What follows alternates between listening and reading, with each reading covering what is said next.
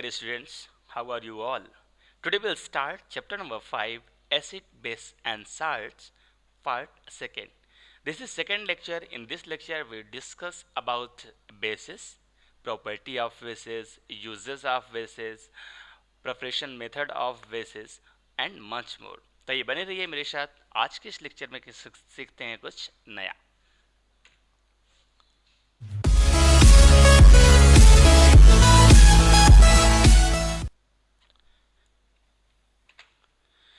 नमस्कार, मैं हूं कल्याण सिंह चंदेल और आपको अपने YouTube चैनल सद्गुरु ऑनलाइन क्लासेस में आपका स्वागत करता हूं. आज के इस वीडियो में हम बात करेंगे बेसिस के बारे में. इसके पहले जो हमने फर्स्ट लेक्चर इस चैप्टर का बनाया था उसमें हमने एसिड्स के बारे में बात की थी.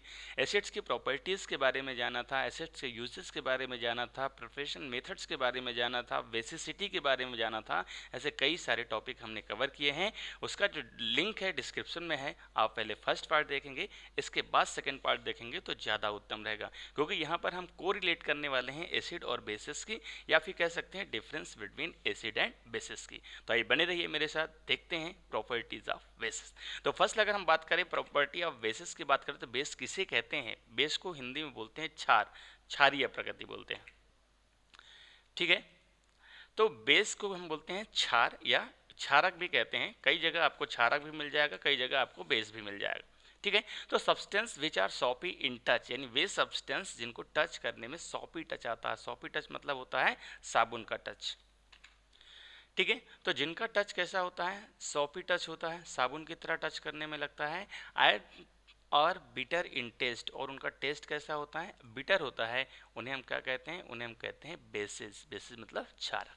तो सिंपल डिफिनेशन हो गई, substance which are soapy in touch and bitter in taste are called bases. For example you can say baking soda. Baking soda जो हम किचन में यूज़ करते हैं वो आपका बेसिक नेचर का होता है.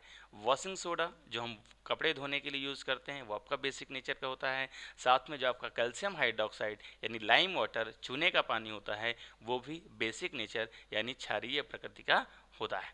सेकेंड पॉइंट कहता है, अगर दूसरा एग्जांपल्स की बात करें तो ब्लड व्हेन हेल्दी, यानी जो ब्लड है अपने शरीर का जब वो हेल्दी होता है, मतलब स्वस्थ होता है, सुरक्षित होता है, तो उस समय उसका नेचर क्या होता है? बेसिक नेचर का होता है. इसके अलावा saliva in our mouth also basic. Saliva मतलब होता है लार. जो हमारे मुंह में लार अवेलेबल होता है, जिसके थ्रू हम भोजन की मिक्सिंग करते हैं, भोजन में मिक्स करके ग्रहण करते हैं, उस लार का भी नेचर जो होता है वो बेसिक नेचर का होता है. ठीक है, चलिए आगे देखते हैं प्रिपरेशंस ऑफ बेसिस, यानी बेसिस जो होते हैं उनकी प्रिपरेशन मेथड क्या है, कैसे बनाएंगे. जैसे हमने एसिड्स की बात की थी, एसिड बनाने के लिए कोई भी नॉन मेटेलिक ऑक्साइड को यदि वाटर के साथ डिजॉल्व करेंगे तो उसके साथ घुलने के बाद वो एसिड बनाता है. तो इसी तरह अगर हम बेसिस की बात करें, when metals burn in oxygen, यानी जब मेटल ऑक्सीजन के साथ बर्न करेगा तो 100% मेटल ऑक्साइड बनाएगा. ये ऑलरेडी हम डिस्कस कर चुके हैं. The respective metallic oxide are form. ठीक है, तो जब कोई भी मेटल ऑक्सीजन के साथ बर्न होगा यानी ऑक्सीजन के साथ रिएक्ट करेगा तो उसी का रिस्पेक्टिव मेटेलिक ऑक्साइड क्या होगा? फॉर्म होगा यानी बनेगा. This are the basic nature. और जो मेटेलिक ऑक्साइड होता है वो क्या होता है? बेसिक नेचर का होता है. जैसे मान लेते हैं सोडियम आपका एक मेटल है, इसका जो फॉर्मूला होता है वो होता है आपका Na. ठीक है, आज सोडियम किसके साथ रिएक्शन करेगा? ऑक्सीजन. और जब हम ऑक्सीजन के साथ रिएक्शन करेंगे तो किसके साथ रिएक्शन कर रहा है? O2 के साथ. तो जब भी सोडियम ऑक्सीजन के साथ रिएक्शन करेगा तो यहाँ पर जो ऑक्साइड फॉर्म होगा वो फॉर्म होगा आपका सोडियम ऑक्साइड, या इसी को हम केमिकल फार्मूला लिखते हैं Na2O. दूसरा हमारे पास यहाँ पर एग्जाम्पल है पोटेशियम. पोटेशियम का जो सिंबल होता है वो K होता है. और जब ये ऑक्सीजन यानी O2 के साथ रिएक्शन करेगा तो ये पोटेशियम ऑक्साइड फॉर्म करेगा, या इसे हम लिखेंगे K2O. नेक्स्ट आपका एग्जांपल है कैल्शियम. कैल्शियम का सिंबल्स होता है Ca. और जब कैल्शियम जो है ऑक्सीजन के साथ यानी O2 के साथ रिएक्शन करता है तो कैल्शियम ऑक्साइड फॉर्म करता है CaO. ये केमिकल फार्मूला है किसका? कैल्शियम का. तो ये तो बात हो गई कैसे ऑक्साइड फॉर्म करेंगे. अब हम बात करते हैं कि जो बेसिक नेचर के ऑक्साइड फॉर्म होते हैं उससे बेस कैसे बनता है. अब क्या करना है? The oxide when dissolve in water give the respective hydroxide. और जब ये ऑक्साइड जो अभी हमने पिछली स्लाइड में देखा था, ये ऑक्साइड जब डिसॉल्व होते हैं किसमें? वाटर में, पानी में डिसॉल्व होते हैं, तो फिर ये क्या देते हैं? हाइड्रोक्साइड देते हैं, जिन्हें हम बेस कहते हैं. मैंने बताया था कि एसिड्स कैसे बनते हैं? नॉन मेटेलिक ऑक्साइड को वाटर में डिसॉल्व करने पर. लेकिन बेस कैसे बनते हैं, मेटेलिक एक्साइड को वाटर में डिसॉल्व करने पर। ये बेसिक डिफरेंस है दोनों में। तो यहाँ पर कैल्शियम ऑक्साइड है हमारे पास, कैल्शियम ऑक्साइड आपका मेटेलिक ऑक्साइड है, जो अभी लास्ट स्लाइड में हमने देखा था। उसको जो हम वाटर के साथ, वाटर का केमिकल फार्मूला होता है H2O, तो जब H2O के साथ डिसॉल्व किया जाता है कैल्शियम को, तो ये बनाता है कैल्शियम हाइड्रोक्साइड, और कैल्शियम हाइड्रोक्साइड का केमिकल फार्मूला होता है CaOH का होल ट्वाइस। ठीक है, तो कैल्शियम हाइड्रोक्साइड यहाँ पर बनता है। नेक्स्ट आपका है sodium oxide, sodium oxide Na2O, और साथ में वाटर H2O जब आपस में रिएक्ट करेगा तो बनाएगा सोडियम हाइड्रोक्साइड, जिसे हम बोलते हैं, जिसका केमिकल फार्मूला होता है NaOH। दूसरा पोटेशियम ऑक्साइड की बात करेंगे, potassium oxide plus water, potassium oxide water के साथ रिएक्ट करेगा तो क्या बनाएगा, पोटेशियम हाइड्रोक्साइड, जिसका फार्मूला होता है KOH। अच्छा, ये केमिकल फार्मूला लिखने का कुछ रीज़न है। रीज़न क्या है, मैं आपको ये बताने जा रहा हूँ कि जब हमने एसिड्स वाले लेक्चर में देखा था, तो एसिड्स की प्रॉपर्टी ये थी कि एसिड्स जो होते हैं वो हाइड्रोजन कंटेन करते हैं, मतलब उनमें हाइड्रोजन अवेलेबल होता है, या फिर कह सकते हैं हाइड्रोजन पॉजिटिव आयन देते हैं। लेकिन अगर हम बेसिस की बात करेंगे तो बेसिस जो होते हैं वो हाइड्रोक्सी आयन देते हैं। हाइड्रोक्सी आयन का मतलब होता है OH नेगेटिव आयन। तो ये बेसिक डिफरेंस है, यानी जो एसिड्स होते हैं, एसिड्स हमेशा देते हैं H प्लस आयन और बेसिस देते हैं OH माइनस आयन। तो ये एसिड और बेस में बेसिक डिफरेंस है। तो यहाँ पर केमिकल फार्मूले में आप देखो, यहाँ पर कैल्शियम हाइड्रोक्साइड में भी आपको OH दिखाई दे रहा है, सोडियम हाइड्रोक्साइड में भी OH दिख रहा है, पोटेशियम हाइड्रोक्साइड में भी OH दिख रहा है, मतलब ये तीनों क्या है, बेसिस है। ठीक है, but there are other metallic hydroxide like cupric oxide, ferric oxide, this can not obtain by the above method. लेकिन अगर हम बात करें इसके अलावा, ये तो सिंपल मेथड हमने बता दिया कि कोई भी मेटल जो है ऑक्सीजन के साथ बर्न होता है, रिएक्ट करता है तो मेटेलिक ऑक्साइड बनाता है, और उसी मेटेलिक ऑक्साइड को जब हम वाटर में डिसॉल्व कर देते हैं तो वो फिर बना देता है मेटेलिक हाइड्रोक्साइड, जो कि बेस होता है। ठीक है, लेकिन यहाँ पर अगर हम ध्यान से देखें तो कुछ ऐसे नॉन मेटेलिक मेटेलिक ऑक्साइड हैं, जैसे ये लिखा हुआ है, but there are other metallic hydroxide. कुछ अदर मेटेलिक हाइड्रोक्साइड हैं, जैसे क्यूप्रिक हाइड्रोक्साइड है, साथ में फेरिक हाइड्रोक्साइड है। ये दोनों इस मेथड से नहीं बनाए जा सकते हैं। This can not be obtain by the above method. Okay, clear. Well, next हम देखते हैं प्रॉपर्टीज़ ऑफ बेसिस, यानी जो बेसिस होते हैं उनकी प्रॉपर्टीज़ क्या होते हैं, क्षारीय जो प्रकृति के जो पदार्थ होते हैं, क्षार के गुण क्या होते हैं, वो हम देख लेते हैं। तो फर्स्ट प्रॉपर्टी यहाँ पर आती है, bases are bitter in taste, यानी अगर हम टेस्ट की बात करेंगे तो बेसिस का टेस्ट होता है बिटर, यानी कसैला होता है। नेक्स्ट आपका, they are soapy in touch, soapy in touch होता है, टच करने में सॉपी जैसा फील होता है, या फिर कह सकते हैं साबुन जो होता है ना, साबुन की तरह टच करने में फील होता है। And all bases turn red litmus to blue, और जितने भी बेसेस होते हैं वो रेड लिटमस को किस में कन्वर्ट कर देते हैं, ब्लू यानी नीले लिटमस में। Bases react with acid to give salt and water, यानी जितने भी बेस होते हैं जब वो रिएक्ट करते हैं किसके साथ, एसिड के साथ, तो क्या बनाते हैं, साल्ट बनाते हैं, और साथ में वाटर रिलीज करते हैं। तो ये रिएक्शन एसिड और बेस के बीच में होती है। तो ये हो गई आपकी प्रॉपर्टीज ऑफ बेसिस। आइए देखते हैं, अब हम देखते हैं bases turn colourless phenolphthalein to pink and orange coloured methyl orange indicator to yellow, यानी जितने भी बेसेज यानी क्षारीय प्रकृति की चीज़ें होती हैं वो कलरलेस फिनोल्फथलीन, फिनोल्फथलीन आपका इंडिकेटर है, नेक्स्ट लेक्चर में हम उसकी बात करेंगे। इंडिकेटर है जो डिसाइड करता है which one is acid and which one is base, यानी कौन सा बेस है या कौन सा क्षार है, वो डिसाइड कौन करता है, इंडिकेटर्स। तो फिनोल्फथलीन भी एक इंडिकेटर है जो कि कलरलेस होता है, लेकिन जैसे ही इसको हम बेस के साथ मिक्स करते हैं तो इसका कलर चेंज हो जाता है, किसमें, पिंक कलर में चेंज हो जाता है। And orange coloured methyl orange, और यहाँ पर मिथाइल ऑरेंज है, ये भी दूसरा आपका इंडिकेटर है, जिसको अगर हम बेसिस के साथ मिक्स करते हैं तो ये येलो कलर में चेंज हो जाता है, जबकि मिथाइल ऑरेंज का कलर होता है ऑरेंज कलर में, तो ऑरेंज से येलो में कन्वर्ट हो जाता है, इसका मतलब वो बेस है। तो ये होगी आपकी बेस की property. Next and last point देख लेते हैं, alkali. Alkali reacts with ammonium salt to liberate ammonia, यानी जितने भी आपके एल्कली बेसेस होते हैं उनसे यदि अमोनिया की रिएक्शन करवाते हैं, अमोनिया कोई भी अमोनिया साल्ट की रिएक्शन करवाते हैं तो वहाँ पर अमोनिया गैस निकलती है, रिलीज होती है।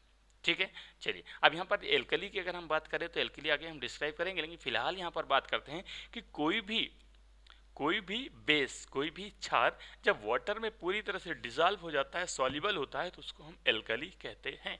ठीक है, चलिए आगे देख लेते हैं, सॉल्युबिलिटी इन वाटर। यानी जो बेसेस होते हैं उनकी वाटर में सॉल्युबिलिटी क्या होता है, कौन से बेसेस हैं जो वाटर में डिसॉल्व होते हैं। तो फर्स्ट आता है not all bases are soluble in water, यानी सभी जो बेस होते हैं वाटर में सॉल्युबल नहीं होते हैं, वाटर में डिसॉल्व नहीं होते हैं।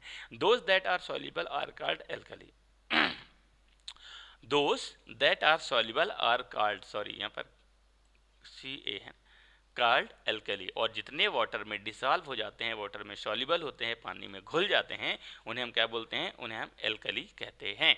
Sodium hydroxide, potassium hydroxide and calcium hydroxide are alkali.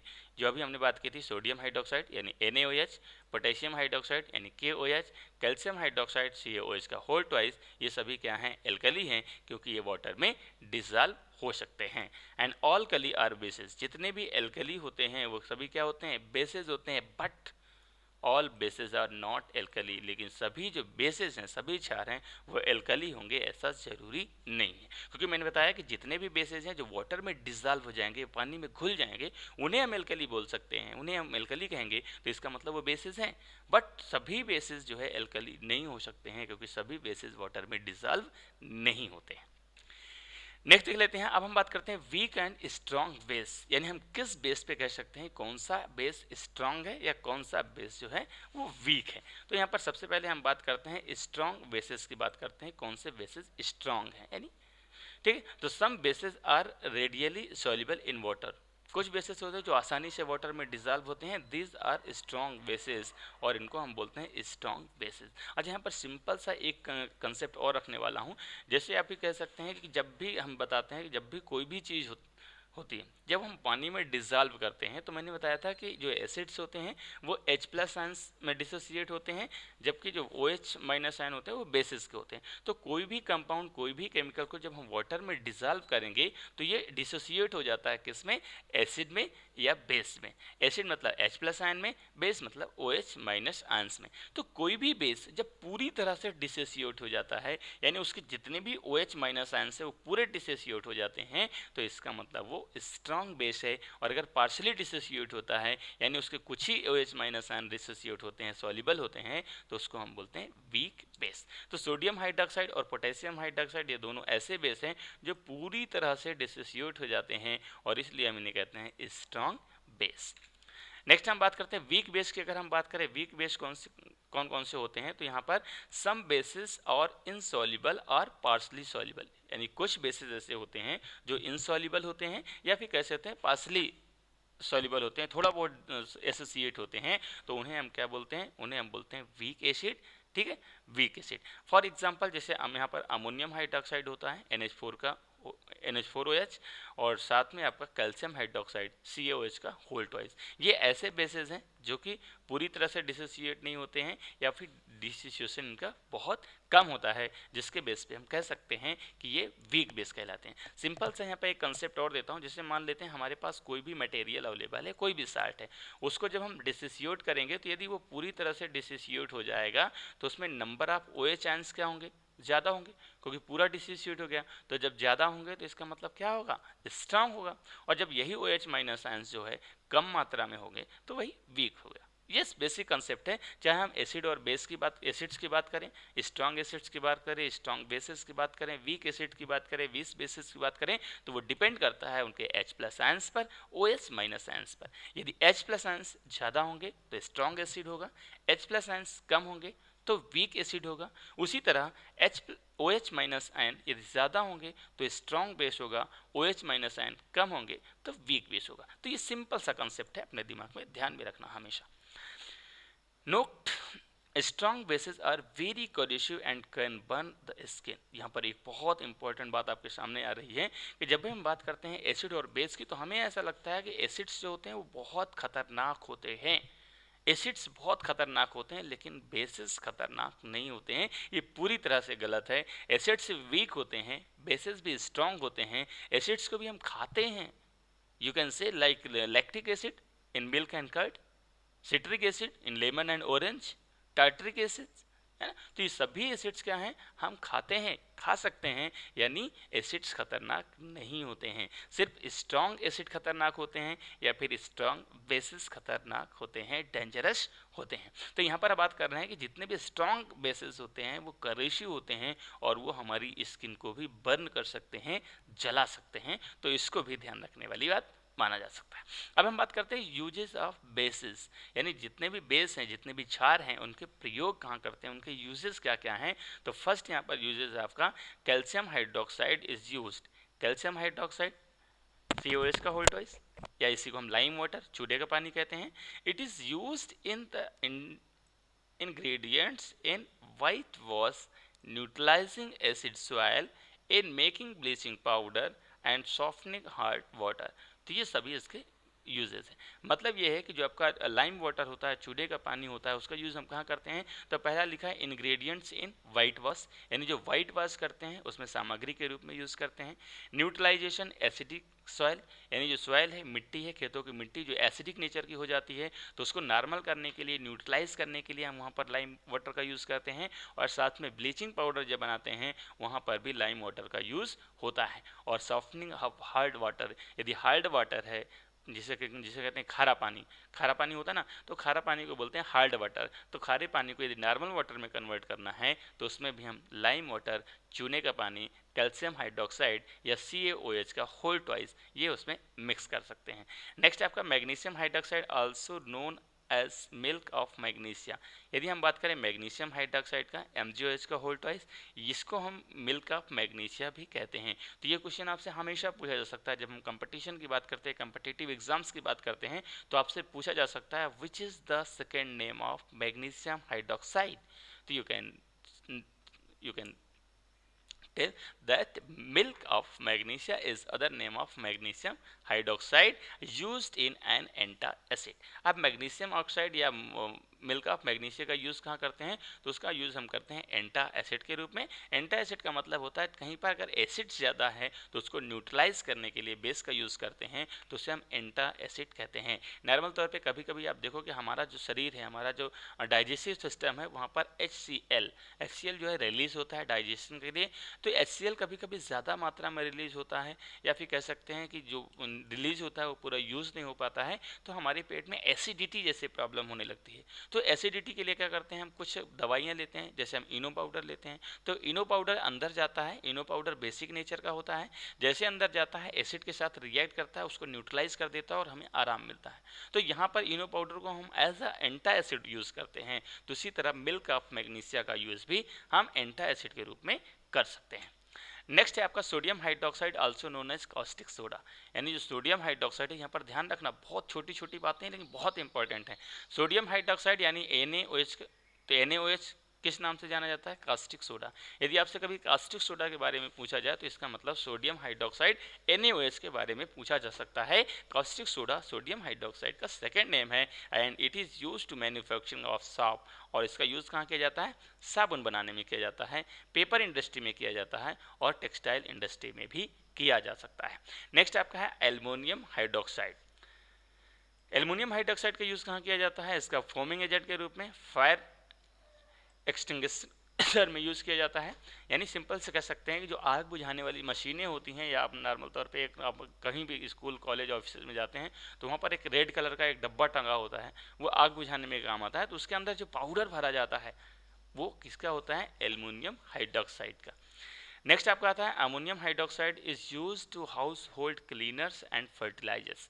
यानी जो आपका अमोनियम हाइड्रोक्साइड होता है उसका हम कहाँ यूज़ करते हैं, उसका हम क्लीनर के रूप में यूज़ करते हैं हाउस होल्ड घर में, और साथ में जो फर्टिलाइजर्स होते हैं, खाद वगैरह होती हैं, वहाँ पर इसका बनाने में भी यूज़ करते हैं अमोनियम हाइड्रोक्साइड का, NH4OH। नेक्स्ट आपका सोडियम कार्बोनेट। सोडियम कार्बोनेट का यूज़ क्या करते हैं, sodium carbonate along with sulphuric acid, यानी सोडियम कार्बोनेट को सल्फ्यूरिक एसिड यानी H2SO4 के साथ जब मिक्स कर देते हैं तो it is used in extinguisher. ठीक है, तो यहाँ पर भी इसका यूज़ हो जाता है। नेक्स्ट देख लेते हैं some bases present in commonly used substance, यानी अब हम बात करने वाले बेसिस के सोर्स के बारे में कि बेस कहाँ कहाँ पाए जाते हैं, कौन सा बेस किस चीज़ में पाया जाता है। तो name of the basis and found in, यानी जितने भी बेस हैं वो कहाँ पाए जाते हैं। तो फर्स्ट आपका कैल्शियम हाइड्रोक्साइड, फार्मूले एक बार देख लेते हैं। कैल्शियम हाइड्रोक्साइड का फॉर्मूला होता है CaOH का होल ट्वाइस। अब इसका जो कहाँ पाया जाता है, तो मैंने बताया था इसका दूसरा नाम लाइम वाटर होता है या चूने का पानी। जब चूने को हम पानी में मिक्स कर देते हैं तो कैल्शियम हाइड्रोक्साइड मिल जाता है। नेक्स्ट आपका है अमोनियम हाइड्रोक्साइड। अमोनियम हाइड्रोक्साइड का जो केमिकल फार्मूला होता है वो होता है NH4OH। ठीक, केमिकल फार्मूला भी आपको याद रखना है हमेशा, ठीक है। इसका जो विंडो क्लीनर जो आता है यूज़ करते हैं तो उसमें भी आपको पाया जाता है सोडियम हाइड्रोक्साइड। सोडियम हाइड्रोक्साइड का जो फार्मूला होता है वो होता है NaOH, सोडियम हाइड्रोक्साइड। और ये कहाँ पर पाया जाता है, साबुन बनाने में यूज होता है तो साबुन में पाया जाता है। इसी तरह पोटेशियम हाइड्रोक्साइड का फार्मूला क्या होता है KOH, तो ये भी साबुन में यूज होता है। यहाँ पर आप ध्यान से देखो तो सोडियम हाइड्रोक्साइड और पोटेशियम हाइड्रोक्साइड ये दो बेसेस हैं जिनको हम साबुन में प्राप्त करते हैं। तो क्या ये एक ही प्रकार के साबुन मिलता है या फिर अलग अलग प्रकार के साबुन मिलता है, ये प्रश्न आपके मन में आ सकता है। तो यहाँ पर इसका जवाब ये है कि जो सोडियम हाइड्रोक्साइड होता है वो कपड़े धोने के साबुन में यूज होता है क्योंकि ये थोड़ा सा हार्ड होता है, जबकि पोटेशियम हाइड्रोक्साइड साफ्ट होने की वजह से नहाने वाले साबुन में या शैम्पू में यूज किया जाता है। नेक्स्ट आपका आता है मैग्नीशियम हाइड्रोक्साइड, जिसे मिल्क ऑफ मैग्नीशिया भी कहते हैं। तो ये हो गए आपके बेसिस, कहाँ पर पाए जाते हैं, कहाँ पर मिलेंगे, उनका दूसरा नाम क्या है, उनका केमिकल फार्मूला क्या है, वो सारी चीज़ें यहाँ से आपको मिल जाएंगी। तो thanks for watching this video. Please like, share and subscribe and channel and press the bell icon for daily notification. अगर आपने इसका फर्स्ट लेक्चर नहीं देखा है तो डिस्क्रिप्शन में या आई बटन में लिंक है, आप जाकर वहाँ से भी देख सकते हैं। Thanks again. Please subscribe, like and comment if you have any doubt in comment section. Thanks for watching this video. Please like, share and subscribe our channel and press the bell icon for daily notification. Thank you so much. Bye bye. Take care.